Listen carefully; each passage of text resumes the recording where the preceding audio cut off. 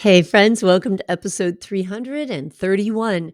I'm your host, Laura Lummer. I'm so happy to be here with you today. Thank you for tuning into this show.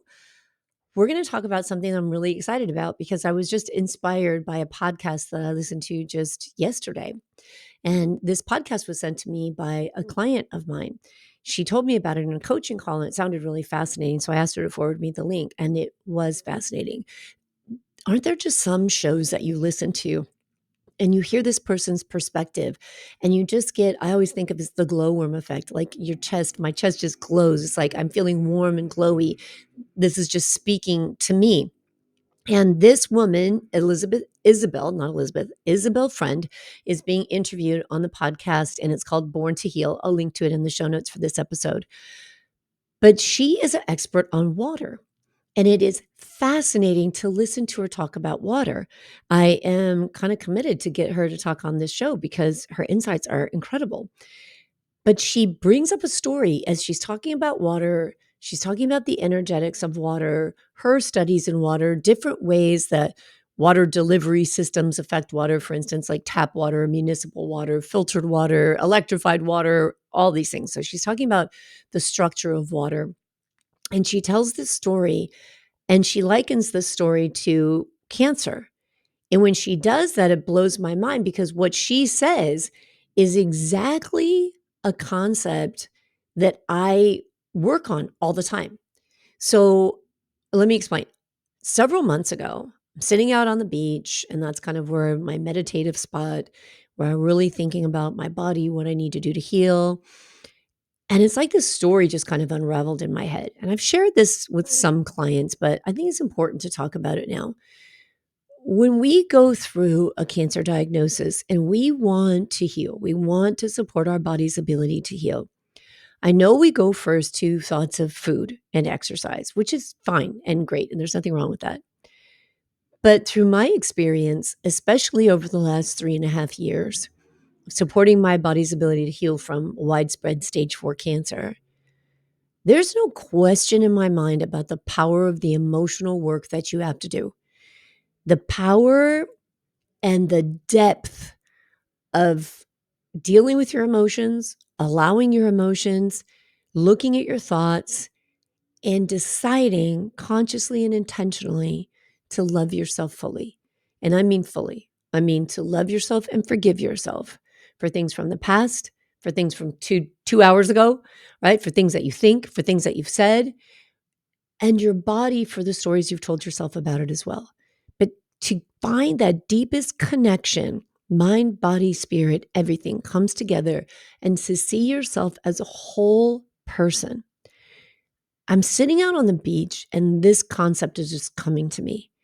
And I'm thinking about it and I'm thinking, okay, cancer cells, we're conditioned to fight against cancer. We think about cancer as something that happened to us, as if, I don't know, something threw a rock at you or something, right? But cancer is something that happens in us. It is a part of us. It is our own cells. And I was thinking about the energetic being that a human being is, that a human body is, and the energetics of health versus the energetics of cancer. And I started to think about how these cancer cells didn't act like normal cells. How, if my body is a community of cells, these cancer cells have ostracized themselves from the community. They're not following the rules. They're not playing by the rule book. They're not following the manual.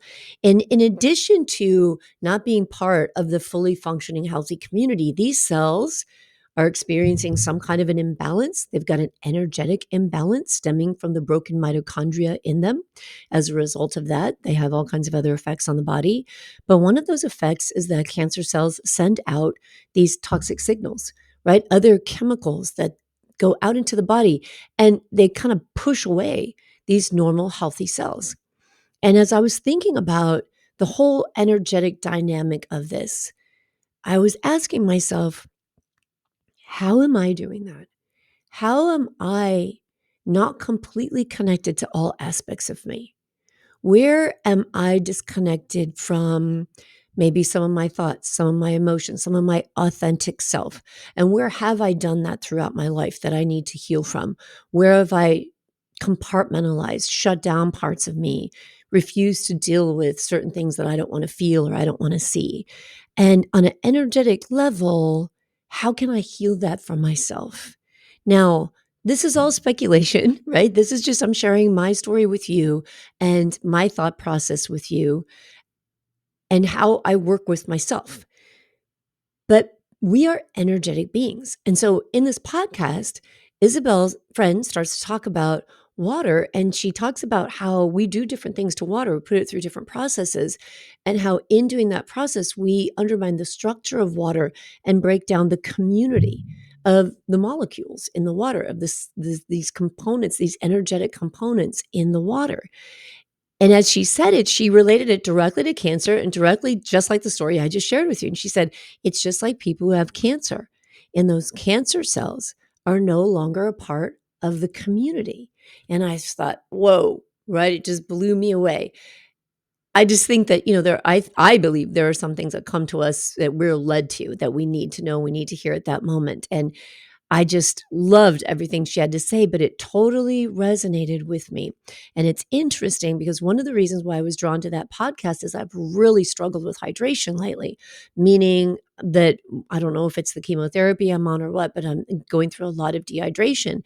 And so getting some more IV hydration more regularly, of course, focusing on water, focusing on electrolytes, but I'm really noticing this deep dehydration and the fatigue that it's been causing in me and trying to work with that and improve that.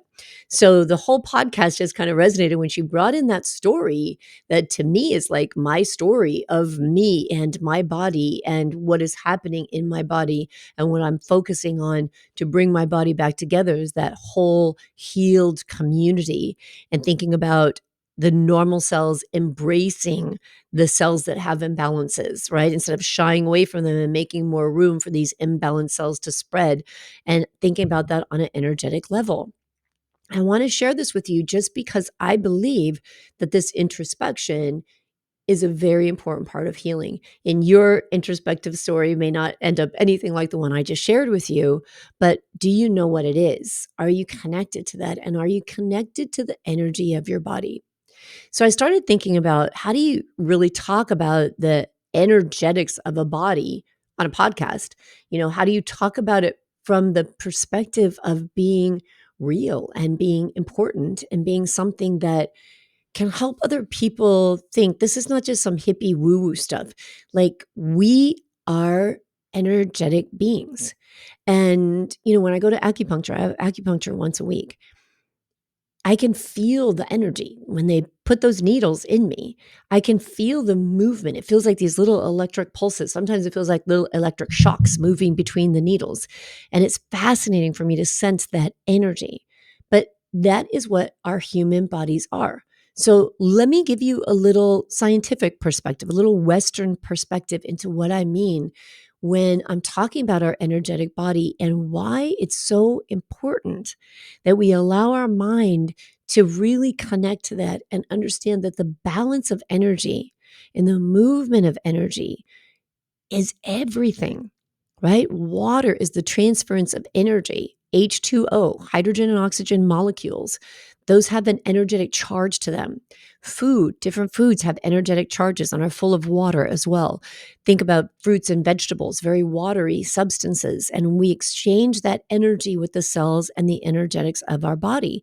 And getting that energy in balance, I think, is something that's really important to look into, to observe for yourself, to think about for yourself. So when we talk about metabolism, cellular metabolism, every single cell in our human body uses energy in the form of ATP. ATP are little energy molecules, and that's what helps our body perform functions and muscle contractions and nerve impulses. And this energy comes to us, the energy to make ATP, from the food we eat. And then our body has all kinds of processes that it goes through to transfer that energy in that food and that water into energy we can use in our body. We have bioelectrical signals. So our human nervous system operates through electrical signals. Neurons inside of our nervous system transfer information, electrical impulses. And this process relies on the movements of ions electrically charged elements to move across our nerve cell membranes and to create charges in our nervous system, charges, electricity, right? We have biomechanical energy, which is the human movement. We have biomechanical energy that means we use energy to walk, to run. We convert chemical energy from ATP into mechanical energy to move our body. We have thermal energy in our body. Our human body has to have this stable temperature, right? Throughout, and a temperature can vary a little bit from person to person. But for you specifically in your bioindividuality, your body wants to maintain a stable temperature for that temperature that's right for you. And so our body is holding and releasing heat on a regular basis based on our movement, our lack of movement, and all of the other things we do in our life to regulate this thermal energy in our body. And this is essential for proper functioning of all the reactions that happen inside of us and to keep our body to maintain this level of homeostasis, right? Homeostasis, like staying the same. And so when we think about it in that way, and we think about all of the energy that's moving through a body, think about energy getting clogged up, right? Or a kink in the, I don't know, the cord, right? I think of like a hose just came to mind, like when the hose is kinked and the water doesn't move through it properly. And that's kind of the idea behind acupuncture too, right? You're opening energetic meridians in your body. So allowing energy to move and opening places where energy may be blocked. And why would it be blocked? Something like a muscle that's tightened, fascia that wraps around all your muscle that doesn't have enough hydration between it starts sticking to the muscle. And we call that a knot, right? We're like, oh, I have a knot in that muscle. And it's like tissue is stuck together. We need to open things up. And all this energy moves through our body through water, extracellular and intercellular water in our body. So when I think about this concept of water and the transference of energy from water in the way that Isabel Friend describes it so beautifully on that podcast, and how finding those pure, beautiful sources of water transfers such a powerful energy into our body. And then I think about it in terms of my own body and its cells and the cells that are experiencing an energetic imbalance. Again, going back to the Warburg theory, the metabolic theory of cancer, and the broken mitochondria that are making energy in that cell. How do we heal that? How do we balance the energy in our body from a physical, emotional, spiritual state so that the body is strong enough and has the ability to move energy around in a way that can support our healing? You know, in traditional Chinese medicine, there's a concept called qi. You know, we talk about qigong, moving qi through the body, and qi is the vital force that flows through the body. And so, again, practices like acupuncture, tai chi, qigong, those are all concepts of balancing and enhancing the flow of qi through the body. In Ayurveda, that energy is referred to as prana. And prana is the life force, the vital energy that is through everything. It permeates the universe and every living thing. And pranayama, if you've done yoga classes, you've heard of pranayama, is breath control. And these breath control practices are designed to regulate and enhance the flow of prana, of life force within the body. And that is used to improve our health and to improve our consciousness as well. There's a beautiful pranayama practice that is called nadi shodhana, or alternate nostril breathing, as we hear it talked about in the Western world. And it's so fascinating because nadi shodhana, one of the visuals that you use when you're doing this alternate nostril breathing, is thinking of the energy pathways in your body. The spinal column being what's called the Sushumna nadi, and the nadi is like a channel, just like a meridian would be in acupuncture. And then you have the Ida and the Pingala nadis that kind of wrap around that center. And those, the Ida and the Pingala, represent the masculine and the feminine energies. So when you're doing alternate nostril breathing, the idea behind it is that you're balancing that masculine and feminine energy in the body, and that you're opening up channels of energy through that whole spinal column, which we know in the Western world, in our bodies, that spinal column is the transference of energy. I mean, that is our central nervous system, and that's all about electricity, right? When we have spinal cord damage were no longer to transfer those electrical signals to different parts of the body, and people have paralysis. So it's a really interesting concept to think about the movement of energy in the body and how different practices are used to open that flow of energy and support the healing of the body. If you've heard of chakras, chakras are a big part of that. Chakras are the energy centers that are in what's called the subtle body. That's looked at it in many spiritual practices, but especially in yoga and Ayurveda. And each chakra represents different energetics of human life and human consciousness. Fascinating stuff that's used a lot in healing. So there are practices like acupuncture, there are practices like qigong, there's meditation, there's pranayama or breath work. All of these things can be used to connect to that energy in your body and to work through opening that energy and opening the flow of that energy in your body. But I wanted to share that story with you today because I think way too often we discount this stuff to hippy dippy or woo woo stuff. And yet there's so much science that's based in it. There's so much science that aligns with when I hear, and I've talked about this on the show before, I hear science come up with these new discoveries, and I think they've known that in Ayurveda for 5,000 years. So a lot of Western science is just validating spiritual healing practices that have been around for thousands of years. So, when you think about the things you can do to support your body, what I would ask you to do and encourage you to do is tune into your own energy and to notice, do you feel a sense of calmness and peace? Do you feel a sense of heightened energy and anxiety? Maybe a sense of very dull energy and depression and low energy? And how do you think about cancer in your body? How do you think about the energetics when you think about it? Was interesting because I'm referring to it now as cancer, but I have a friend who is a mind body oncology coach. And during my first diagnosis, I went to her. She was one of the first coaches I worked with. And she never uses the word cancer. She always says cellular imbalance. She says, you are working with a cellular imbalance. And when I first heard that, at first I thought, well, that's really interesting. Is she kind of shying away? Is she afraid of the word cancer? But then the more I have spent time on delving into healing practices for myself and supporting my body, the more I realize how accurate that is, that this is a cellular imbalance. And so taking that time for yourself to check in and looking at how you feel when we adopt that fight energy that we're so conditioned to adopt when we have a cancer diagnosis, the fight, the warrior, the battle. And I talk about that a lot, that fight energy and healing energy are very different energies. And I would invite you to explore that in your own self. I would invite you to explore like your thoughts about when you really think about your body and the processes that are happening in it. If you're in the cancering process now, or if you're healing and working on supporting your body to heal from it, what does that mean to you? What is the energetic of cancer?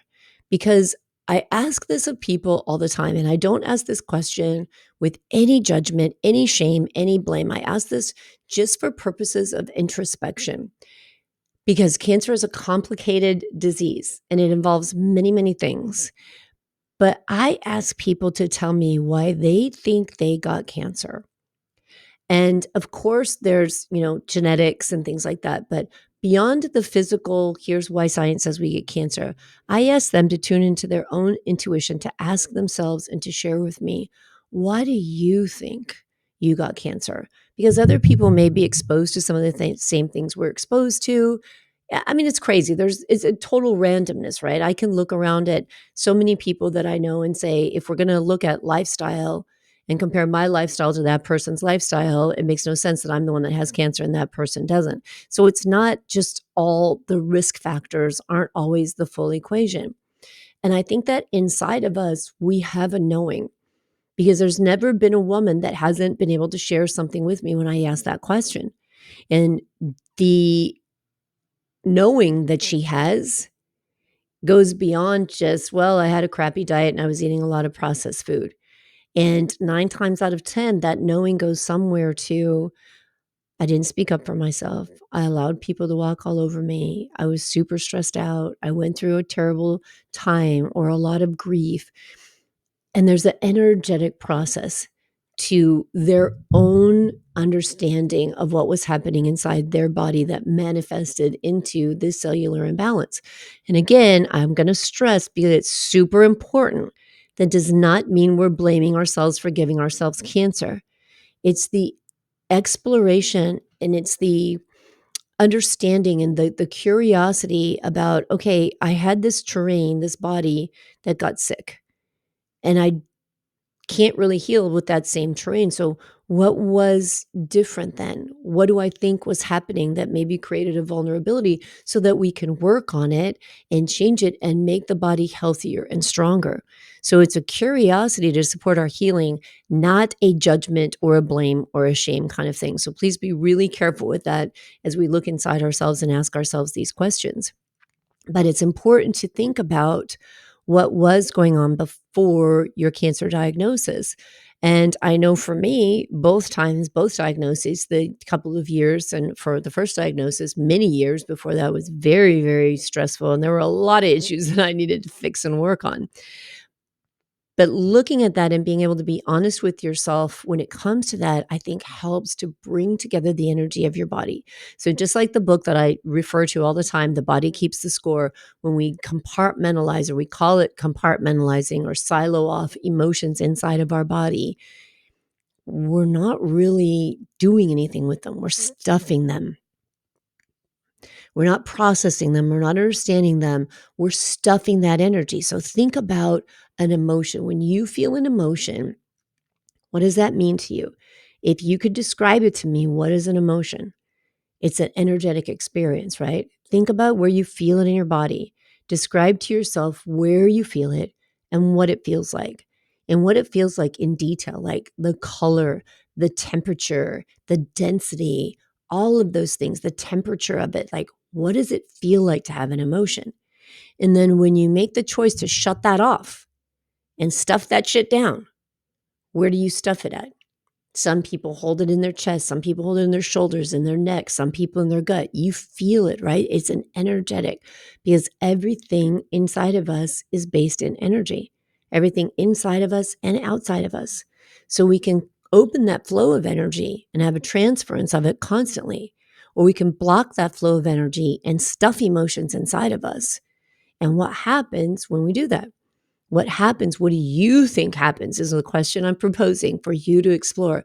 What do you think happens when you stuff that emotion down into your body and you tell yourself, I just shut it off, right? I'm done with that. I'm just moving on without ever really having processed it. So this topic just kind of spoke to me today. And I just offer it to you to do your own exploration and ask yourself, what do you notice with that energetic in your body? What does healing energy mean to you inside of you? And how do you feel it? And how do you see it? And how do you think that you can go about understanding how to infuse more love energy into your own body, into your own self? And that means really deep, authentic acceptance of yourself. It doesn't mean just saying, I love you, I love me, we're beautiful, we're good people, but really tuning into yourself, how you feel, where you feel it, when you feel it, why you feel it, and noticing the impact that that energy has on your body.